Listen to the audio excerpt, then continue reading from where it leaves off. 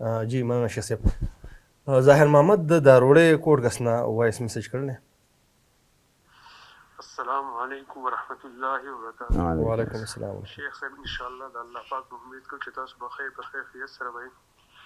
زما یو پوښتنه وه، بعضې خلک داسې چل کوي لکه مثال طور د ماښام لمونځ شو، د ماسخوتن شو، د ماسپښین شو، دې پسې وروسته سنت وي که نه؟ نو سنتو پسې د فرض لمونځ چې وشي نو سمدستي وایي چې پاسې به سنت به کې دې کې به داسې لکه ډېر کښېنې نه، او د سهار او د مازدیګر لمونځ چې دی نو لکه دې پسې وروسته سنت نشته، نو که دې پسې وروستې کښېنې نو خیر څه خبره نه ده. نو دې باره کې ما چېرې تاسو څه وایي؟ لکه دا خبرې مونږ پسې بعضې کسان اورو چېرې دې کې حقیقت څه شته او که نشته. ډېره مهرباني. السلام علیکم. جی شیخ صاحب، دې منځ کې فاصله ورکول دا د حدیثونو ثابت ده؟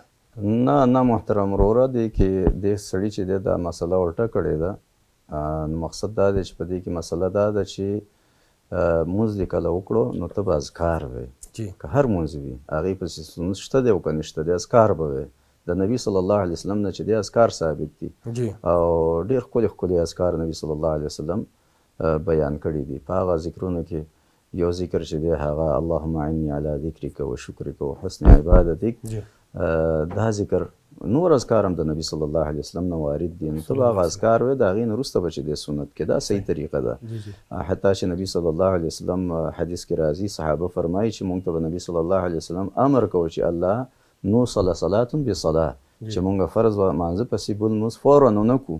صحیح ده، وقفه ورکړو منځ کې چې دی وقفه وکړو.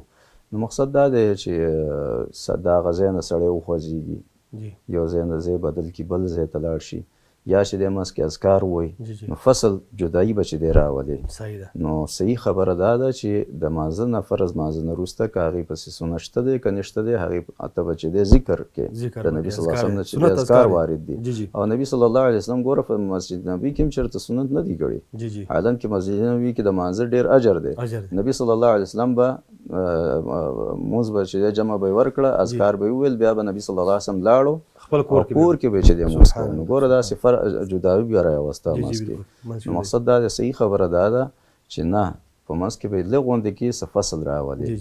شیخ صاحب زموږ په دې معاشره کې دا بالکل کمی دی چې په کور کې مطلب چې نه څوک سنت کوي او نه مخکې چې سنت کوي، نه واپس چې راشي د مانځه نه.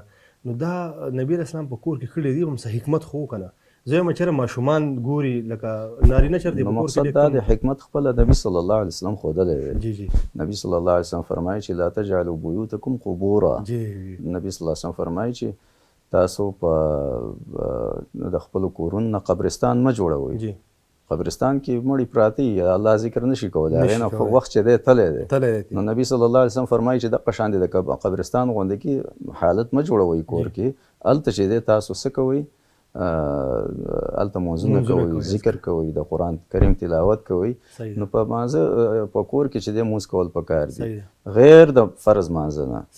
فرض مونځ به چې دی په جومات کې، نور نفلي عبادات مونځونه دا به چې دی په کور کې. نبي صلی الله علیه وسلم به چې تهجد کوو چېرته به یې کوو؟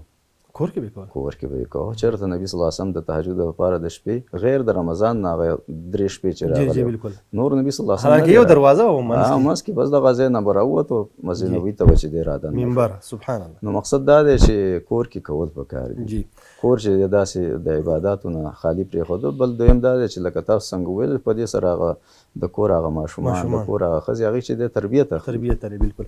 شیخ صاحب د ملګري چې ظاهر محمد صاحب دا پوښتنه کړله، دا هم په یو زما خیال د بیک ګراونډ شته. ما سره په خپله یو کس داسې بحث وکړو چې اذکار چې کوم دي ویل چې نبي صلی الله علیه وسلم د فرض مانځه نه پس اذکار ویل دي، هغه ویل نه سنت به کې وروستې به اذکار وی. نو دې کې مطلب فاصله نشته چې اذکار وروستې مل پیغمبر مخکې ویل ته چې وروستې ویل. نه مقصد دا دی، ګوره بعضې وخت کې مونږ چې چا سره بحث کوو، بعضې وخت کې مونږ بې ځایه بحث اوږد کوو. ټیک شوه، هغه ته ووایه وروره ته ما ته وښایه چې نبي صلی الله علیه وسلم چې دی فرض مانځه پسې فورا سنت کړي دي. ښه زه ستا خبره منم بالکل. او زه به تا ته وښیم چې نبي صلی الله علیه وسلم فورا چې دی هغه مونځ نه دی کړی، ذکر یې کړي، اذکار یې کړي دي او سنتو دپاره به کور ته تللو. نو شور ته څه ضرورت دی؟ نه بحث ته ضرورت شته دی. که تا راته وښوده زه به چې دی ومنم یقینا. نو مقصد دا دی چې په ډېر په نرم ماحول کې باید مونږ د دین خبرې وکړو.